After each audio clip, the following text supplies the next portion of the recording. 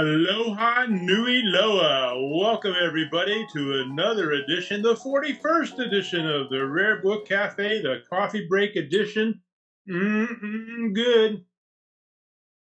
I'm Ed Markiewicz, Montgomery Rare Books, soon to be settled into New Haven, Connecticut, and my co-host, Linn. Lee from Ridge Books, Calhoun, Georgia. Hello, Lee. Hello, everyone. Good to see you. Tip top, tip top. And our guest this week, we're so excited to have a relatively new bookseller who's going to be attending the Florida Antiquarian Book Fair, Dillon Baldwin from Solaria Books in Lakeland, Florida. Hey, Dillon. How you guys doing? Thank you for having me. It's a pleasure. It's a pleasure. It's always good to get a new and up-and-coming bookseller on the show and hear about the book ecosystem from your perspective. Lee, can you remember when you were a new and up-and-coming bookseller? Oh, gosh. Well, that was 20-something years ago, and I was not as young as Dillon seems to be, because it was it was coming up as a retirement project, more or less. But it was all so new, and it was exciting. And the first show I went to, I was next to Mike Slicker at that show, and Sarah was with him, and she was in college at the time, and they were such a tremendous help, such a tremendous help. And the first book I sold at that show was to Cliff Graubert from Old New York Books in Atlanta.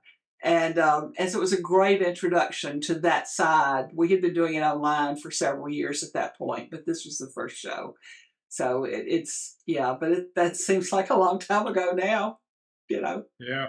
Dylan, speaking of online, what is your social and e-profile for Solaria Books, and how do you go to market? Yeah, it's the handle for Instagram is what I'm on right now. It's just at Solaria Bookstore. At Solaria Bookstore, everybody, write that down. That's that little A with a circle around it, right? Yeah. Okay. Are you looking toward having your own website, or what? I'm looking into it. Yeah. There's a good friend of mine that does that, and I'm in the process of figuring that out. Yeah. Well, I have a website. I tend to get more sales on ABE, Advanced Book Exchange, than anywhere else. Though I would much prefer to get them on my website. Yeah. Obviously. But people look in different places, and I think the more places you can be available for people to look, then the better off that you're going to be. Yeah. Dillon, judging from the background, you seem to specialize in fantasy and science fiction, from what I can tell back there. I do, yeah. What's your history with the genre? Just growing up, I had a single mom, and she was a big part of me and my brother kind of getting into science fiction and fantasy. She would read to us. She'd let us watch movies that probably shouldn't have until we were older. But it's been a journey. It's something that I definitely feel a passion for. It's what I like reading the most. At a young age, I remember probably middle school sometime trying to find a book that, I don't know, sparked an interest.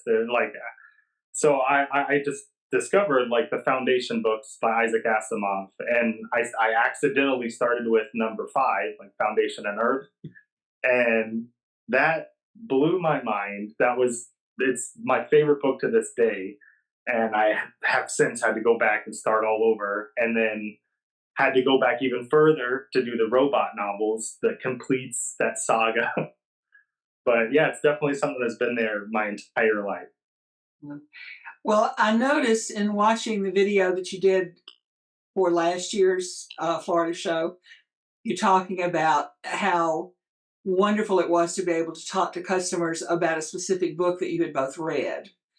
And hearing about your background with science fiction, I think you have probably read more in your field of specialization than most of us have in our fields of specialization, which is wonderful. I know we can't always be in that position of having read the books.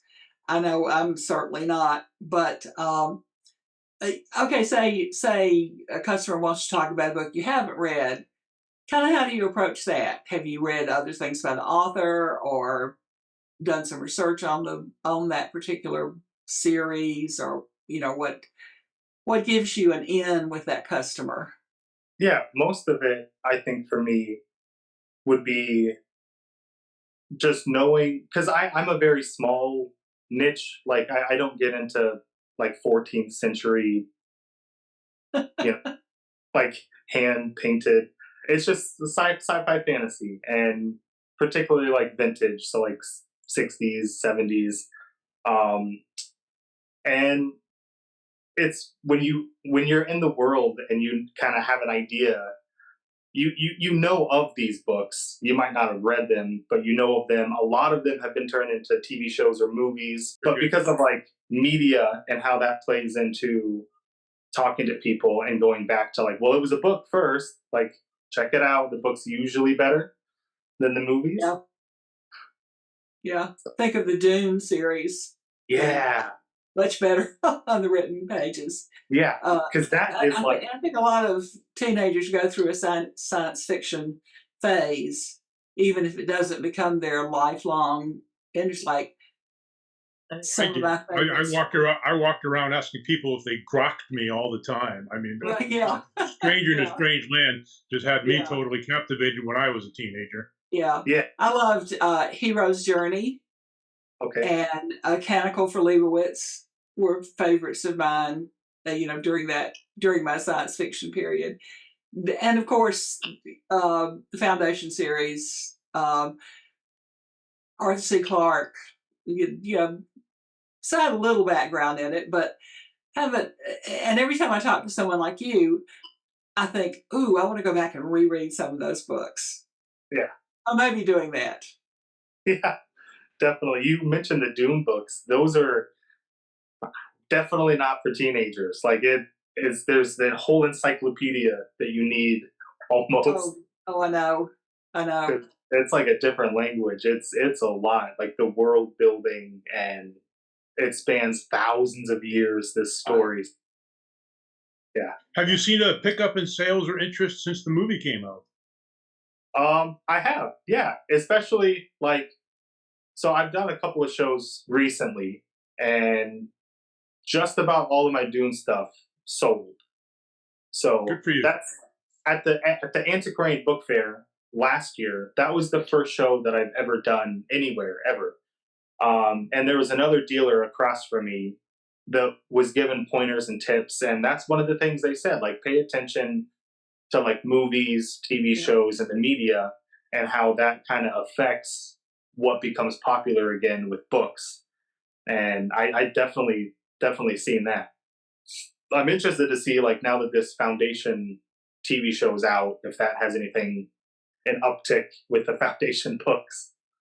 Oh, I wouldn't be surprised. Anybody who's a fan of Game of Thrones and any book dealer who's carried those books have seen a real resurgence in sales. Yeah.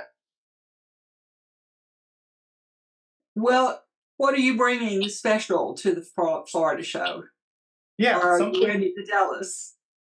Yeah, so most of it are going to be like collections. I have dozens that are Piers Anthony signed stuff. One of them is the Total Recall. It's like a true first edition, first print Total Recall signed by Piers Anthony. I have 3 copies of that. One of them was wrapped in plastic probably since it was purchased, and it is just perfect. Not a mark on it. But another thing that I would like to feature, and I haven't really seen a lot of book dealers do this, and I think it's a great idea. I'd like to highlight artists that do the dust jacket covers as much as the authors who wrote the book. My favorite is Michael Whalen, and he is still alive, but he's the only person to be nominated in the Science Fiction Hall of Fame as an artist that's still alive, and he's probably the most influential painter for the genre. so he does these art cards that came out in the early 90s. Mhm. And there was like a set of 90 and there was multiple sets of 90. And I like the idea of like the first edition book you can see is signed by Michael Whalen, and then the paperback, so like a reading copy if you don't want to read your nice first edition, and that's also signed, and then the art card that goes with it. So these sets I think are super cool, and I've never seen anyone do that. And I picked up, Marketing idea. what was that?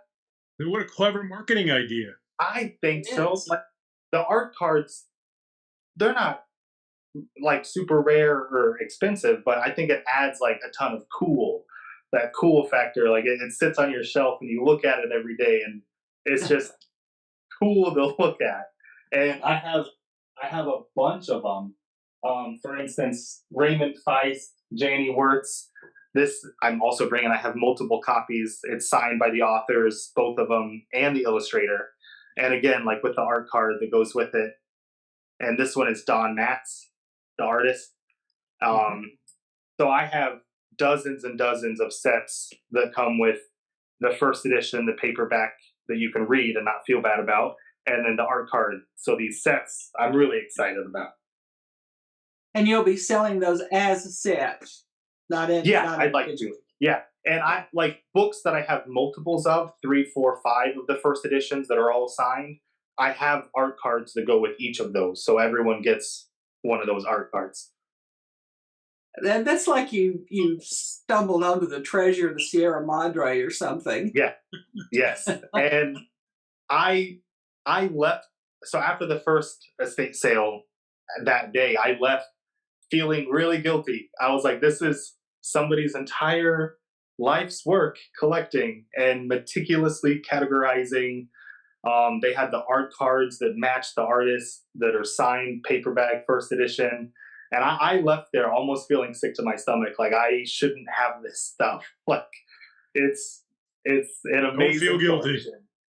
No, don't. Well, I'm telling you what I'm excited about, and that's having such young people as yourself that we continue to have on the show, bringing up into the book Yes. industry lots of great and interesting ideas such as that, and bringing new thoughtfulness to the book ecosphere. Instead of old people Speaking, like us. yeah, we were talking with our last guest about a mentor. Has there been somebody in your young career who's been particularly helpful along the way? Definitely. The reason I got into being a book dealer, it happened probably like a year and a half ago. So I've been a reader my entire life, and I set out about a year and a half ago to try and buy nice copies or maybe first editions of things that I've read growing up. I wanted to have like a little library, which started me in the process of going to local bookstores here in Lakeland, Florida. And I went to Inklings, and I had never been there before. And I walked inside, and the owner, Finley, he also goes to the Antiquarian Book Fair every year in Faba. I met Finley, and he talked about the Antiquarian Book Fair, and he gave me his ticket stub from the year before. And I had never heard of it. I didn't know it existed. And I spent months researching, and that gave me the idea of like, I could probably do that. Like that sounds like a lot of fun. I looked up photos, I watched the videos from years past, and I was like, what a cool way to like spend your time and resources and spread the knowledge and understanding of books to other people. And I love that concept. So I started down this journey of very quickly collecting. I didn't expect to get as much as I did as fast as I did with this estate sale. And that really like affirmed for me that like this is the right decision. Let's move forward with trying to be a book dealer.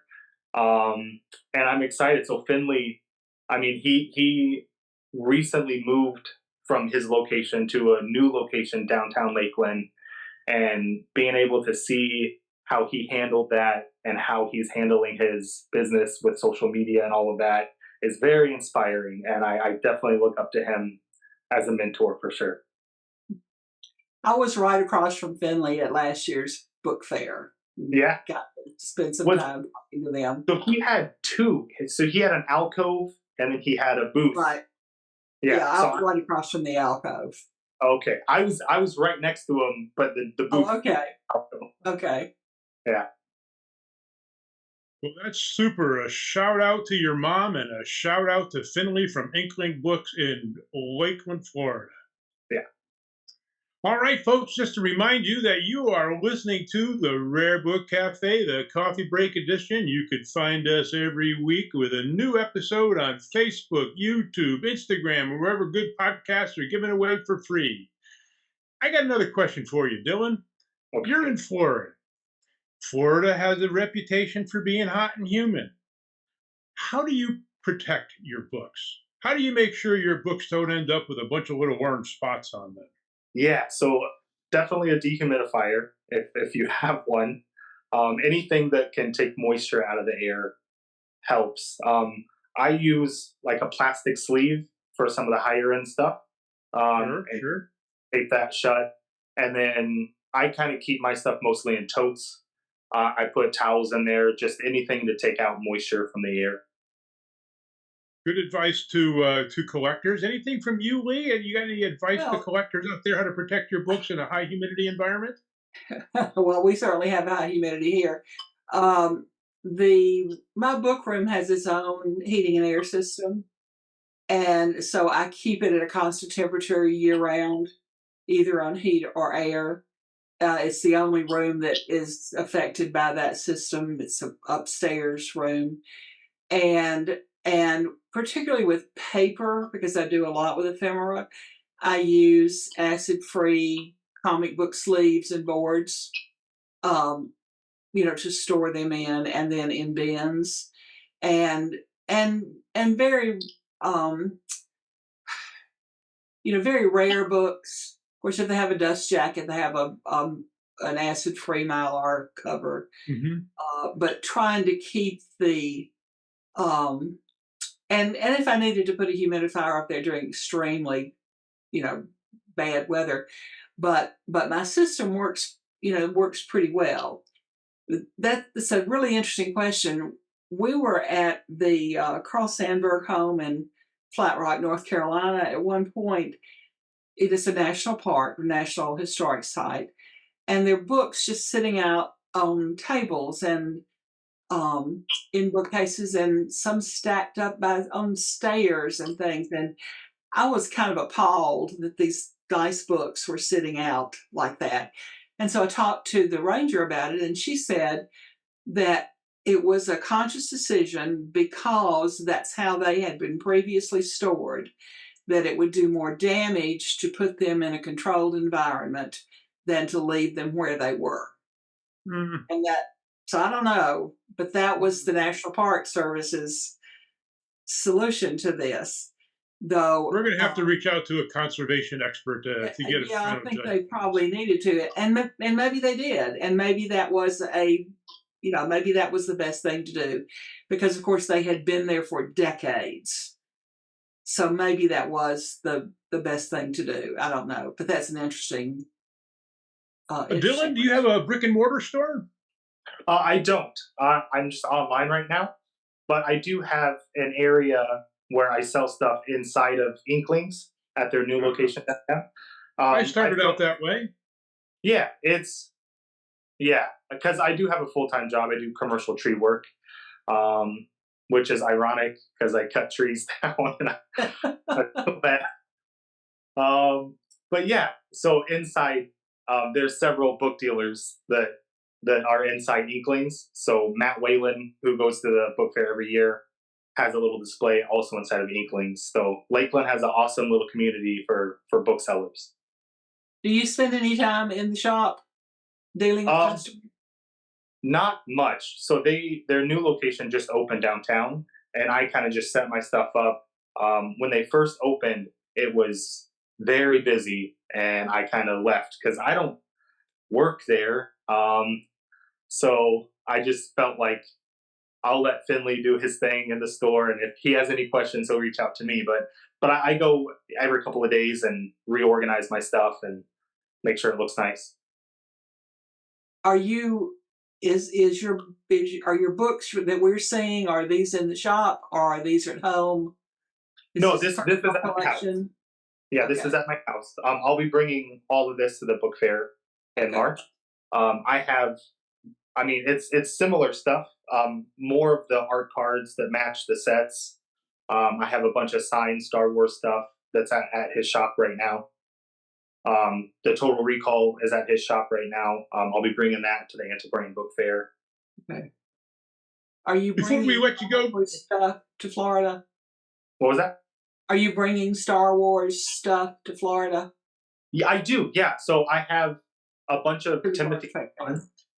So okay, I have a son who'll be with me who's interested in that. So yeah, Timothy Zahn wrote the Thrawn books. I got to meet him this past November, and he signed a bunch of that Thrawn Star Wars stuff for me. It's the new Ahsoka show on Disney Plus features Thrawn. He's the new bad guy.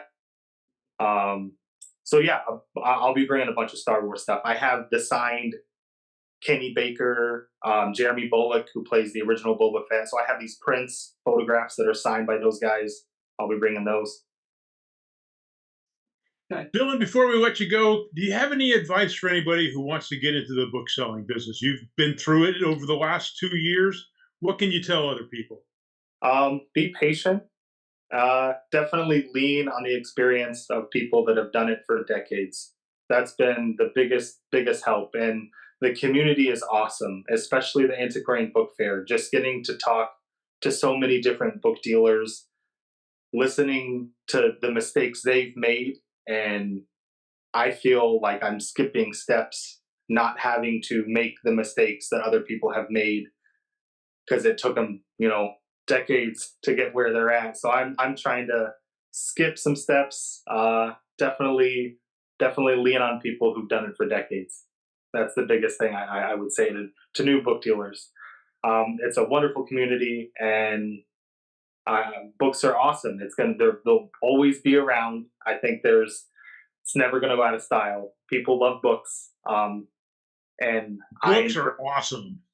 Yeah, I encourage people, especially younger people, to step up and start the education process and what it takes to take care of these books. So the younger generation, I'm excited to start taking over. All right. Well, folks, you've probably noticed over the last couple shows and the next one as well that we're doing a series with the upcoming Florida Antiquarian Book Fair, March 1st through 3rd in St. Petersburg, Florida. And where's that going to be held again, Linn? At the Coliseum. At the Coliseum. Yes. And the Florida Antiquarian Book Fair is a great sponsor of this show. And if you would like to have your name blasted out to hundreds of listeners of this podcast, let us know and we could sign you up to be a sponsor as well. Dillon, it's been a pleasure having you. Lee, you want to take us out? That's right. We'll look forward to seeing Dillon and seeing me at the Florida Antiquarian Book Fair. And stay tuned for additional Rare Book Cafe. Our next one will feature a collector who haunts the Florida Book Fair every year. So, but look for us on wherever you can find us.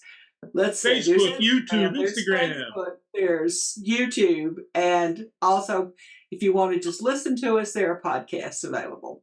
And everybody, you can find Dillon Baldwin at Solaria Bookstore on Instagram. Take it away, Alan.